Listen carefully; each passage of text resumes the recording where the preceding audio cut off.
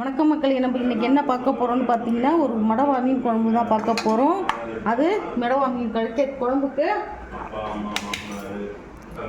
நம்ம வந்து கரைச்சி தான் வைக்க போகிறோம். இங்கே பாருங்கள், நான் வந்து ஒரு 3/4 கிலோ இருக்கும் மடவா மீன் வாங்கி கழுவி க்ளீன் பண்ணி வச்சுருக்கேன். ஆல்ரெடி மீன் எப்படி கழுவுறதுங்கிறத நான் ஒரு வீடியோவாக போட்டிருக்கிறேன். இப்போ பாருங்கள், இந்த குழம்புக்கு தேவையான குழம்பு பொடி தான் போடுறேன்.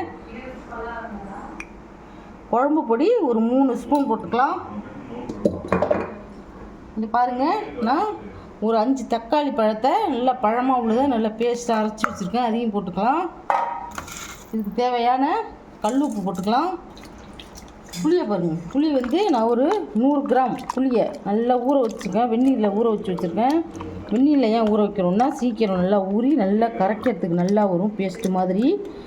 புளி சக்கையாக தான் கடைசியில் கரைச்சோன்னே சக்கை தான் வரும். அதுக்கு தான் இந்த 100 கிராம் புளியையும் நான் நல்லா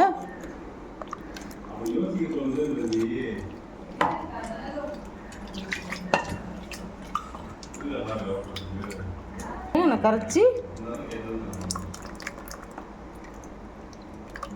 இந்த மாதிரி திக்காக கரைச்சி ஊற்றிக்கிங்க.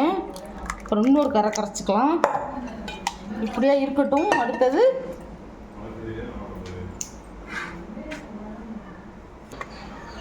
சேஸ் தேங்காய் நான் எடுத்துட்டேன் பத்தையை, அது உங்கள்கிட்ட காட்டுறேன். இந்த சேஸ் தேங்காய் ஒரு தேங்காய் உடைச்சி நான் ஒரு போட்டு வச்சுருக்கேன். இதில் ஒரு ஸ்பூன் சோம்பு போட்டுக்கலாம்.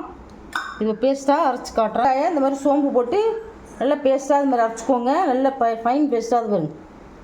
அரைச்சி இதையும் ஊற்றிக்கலாம்.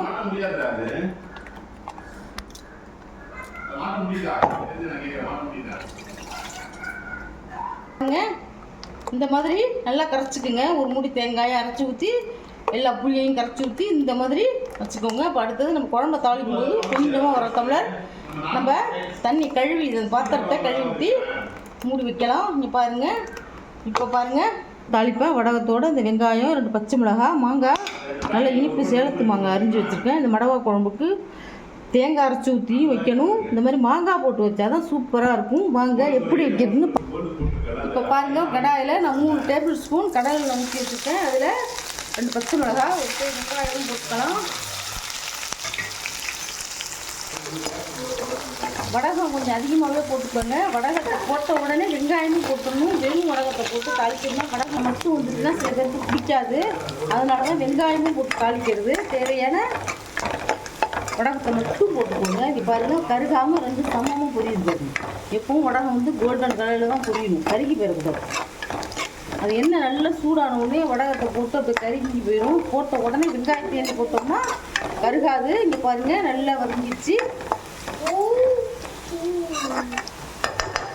இப்போது நல்லா பொன்னரமாக வதங்கிடுச்சு வெங்காயம். இப்போ கரைச்சி வச்சுருக்கிற குழம்பு ஊற்றிடலாம்.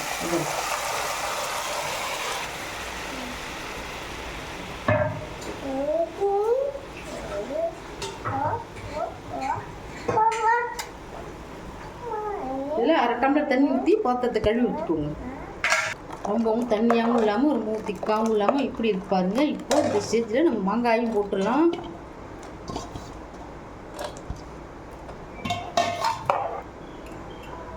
மாங்காயும் போட்டு ஒரு 20 நிமிஷம் நல்லா கொதிக்கட்டும். குழம்பு நல்லா கொதிச்சு மாங்காய்லாம் வெந்துருச்சு. இப்போ வாங்கின மடவா மீனை குழம்புல போட்டுட்டேன். இங்கே பாருங்கள், மீன் போட்டுருக்கேன் பாருங்கள். மாங்காயும் நல்லா வெந்துருச்சு. இதை கொஞ்சம் அரை அடுப்பில் வச்சு ஒரு 10 நிமிஷம் அடுப்புலே இருக்கட்டும். ஒரு 10 நிமிஷம் கழித்து பார்க்கலாம். இப்போ அரை அடுப்பில் வச்சு சிம்மில் போட்டிருப்போம். வச்சிருச்சு, மீனும் நல்லா வெந்துருச்சு பாருங்க. இப்போ குழம்பு ஆஃப் பண்ணிடலாம். இப்போ பரிமாற வேண்டியது தான்.